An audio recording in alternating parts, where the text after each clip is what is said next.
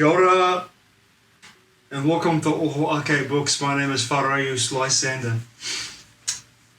In this country, Aotearoa, New Zealand, I have joined a grassroots movement that is making the effort to push back against the narrative and the encroaching tyranny in this country, Aotearoa, New Zealand, that has been enforced by our government, which is taking away our freedoms, our human rights, our own Bill of Rights, and violating those Bill of Rights with changing laws that discriminate against certain people and also create an enormous sense of pressure that is already in place, has been in place for 18 months. Now this particular grassroots movement in this country has 70 grassroots movements, community grassroots movements that are all in their particular regions are finding ways to express their peaceful non-compliance with the system and the tyranny that's happening in this country and being enforced in this country. And last night I was sent an email from a particular group that I'm a member of here in Wellington, who, to be honest with you, I haven't felt an alignment with from the very beginning. I felt something was a little off with this group of community group. For me personally, it just didn't feel right. They sent me an email last night, and part of the email was they were going to go to a certain area outside of Wellington to learn how to fight back against force. Now, what I mean by force, I mean by police brutality. And in this country, we haven't seen any police brutality, any protests. And they are going on a notion that what's going on right now in Europe with police brutality could happen in Aotearoa, New Zealand. If people begin to protest in large numbers, the police would come down on us with riot squads and batons and shields, water cannons, rubber bullets. But we've got a very small population in this country. 5 million people at the most. Now, most protests I've seen in this country against the narrative, against the government, have been very small, between 150 to 5,000 people on some occasions before the elections in 2020. Now, for me, I see what these people are doing and it makes me feel a little unnerved. Because in a metaphysical sense and in a quantum physics sense, in a conscious evolutionary sense, what you create through your resonance is going to magnetize into your life what you're going to experience. So to learn about how to defend yourself against police brutality, and my feeling is that by doing this, you are basically putting out into the universe, this is what you want to experience. And this to me is, I don't want to get involved in any of this. I never want to hurt anybody or be hurt by anybody, and I won't ever again. As a child, when I was growing up, and my conditioning as a child, my childhood experiences, my traumas, I was bullied for almost 13 years of my life. And that went through into my university years too. It still continued on because I was projecting out into the world that I was a victim, due to the nature of my circumstances that I experienced as a child growing up, and an alcoholic with a father who was an alcoholic who was abusive verbally and physically towards me. So in that conditioning, I played out and projected out into the world through my own resonance that I was a victim, and I was in that victim status and the victim resonance. And my experiences were, for many years of my life, I was picked on. I was bullied. I was ostracized. And when I realized that I was projecting this out into the world, I stopped it. I became aware of it, became mindful of it. And the one thing that made me mindful of the fact that I was doing this was when I was an alcoholic in my early 20s, following my father's footsteps. I had an experience where I did something horrible to a very, very close friend of mine. actually my partner at the time. She's more than a friend, she's my partner. We became friends before she left. And when I caught myself doing this horrible thing, horrible action, I stopped drinking right away. And I had a choice. My choice was to go to Hamner Springs, Queen Margaret Hospital to go to rehab. But I didn't choose that path. I chose a different path. I had a calling to learn how to meditate. And this changed my entire life.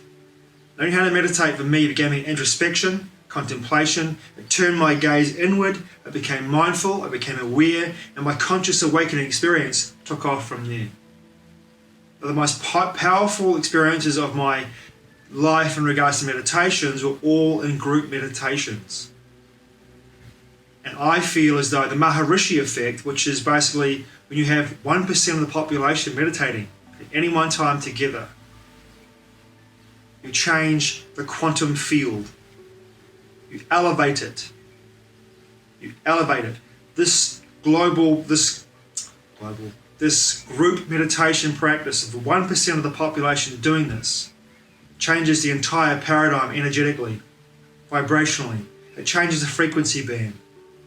Crime drops away. Peace becomes the main narrative. It changes all the other narratives. Violence drops away. Crime drops away. And there is a peaceful resonance that pervades the entire planet. Now, when I was learning how to meditate, my instructor, the last 4 weeks of practice, we began with mindfulness of breath. We began to do an amalgamation of the Tonglen, which is a Tibetan meditation, and Tibetan Buddhist meditation, and we did Metta Bhavana, which is a more of a traditional meditation from India that moved into Southeast Asia. And we had this combination of the two practices. Now, Metta Bhavana, loving kindness meditation, and Tonglen, which is compassion meditation, together were very powerful meditations.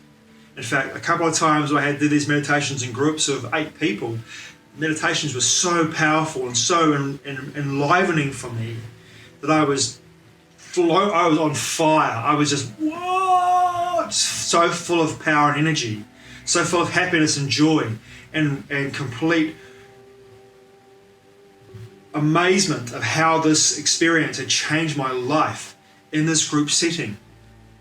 Now, to me, the way forward in order to change the paradigm that we are in globally is not through protesting, is not through beating on the streets, creating targets for ourselves and allowing agent provocateurs to come into those situations where people are protesting peacefully to create disturbances and give the powers that be the chance to point the finger at people, create more division in society by people saying those people who protested, they were violent towards the police officers.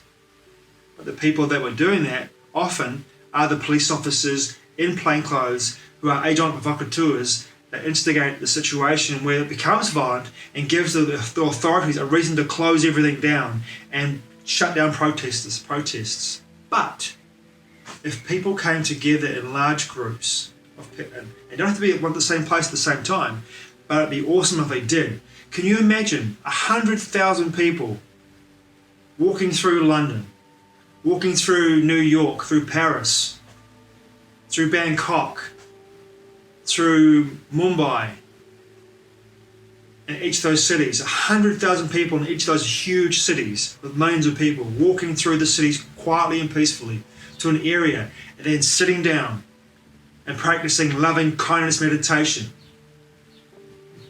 If hundreds of thousands of people did this every week, once a week, every month, or did it from home over Zoom calls, or did it from somewhere where they couldn't be affected by the police or by the authorities, did it from their homes, but synchronized their entire meditations together all around the world and did this for a year solid. If we did this together, the whole paradigm would shift like that. It would shift.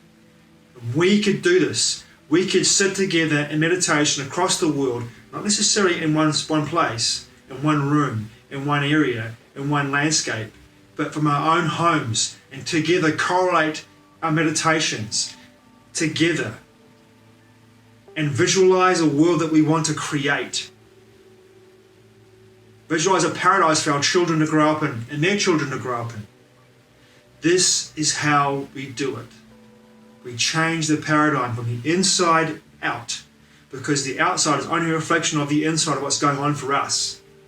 And if we will have coherence, if we will entrain ourselves to our heart chakras, through Metta Bhavana, through Tonglen meditation, if 1% of us do this, it changes the paradigm. It goes into the matrix of control and it picks it apart and it anchors in this new vibrational frequency, this uplifting, powerful vibrational frequency that begins to dissolve the old construction, the old structure of the construct of society we have today, and the pushing narrative that's coming in as I do this message, coming in full bore.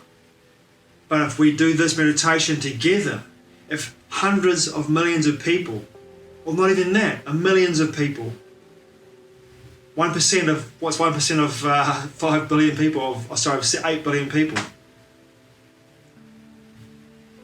If we all come together and do this and practice this meditation, loving kindness, Metta Bhavana, or Tonglen, or both together, and visualize the world that we want to create, the paradise we want to create for our children and our generations to come, we can do this. We can change this entire paradigm peacefully, together, coherently, together. We can entrain together. And by doing this, the resonance will shift instantaneously and the game will be over. No violence, no protests, a silent and powerful decision to sit and go in, focus on our heart space, on our heart chakras, and visualize the world that we want to create. If we do this together, it's game over for the system. And this is the paradigm shift I personally would love to see. Thanks for watching, I truly appreciate it. Mā te awa. I'll see you again soon.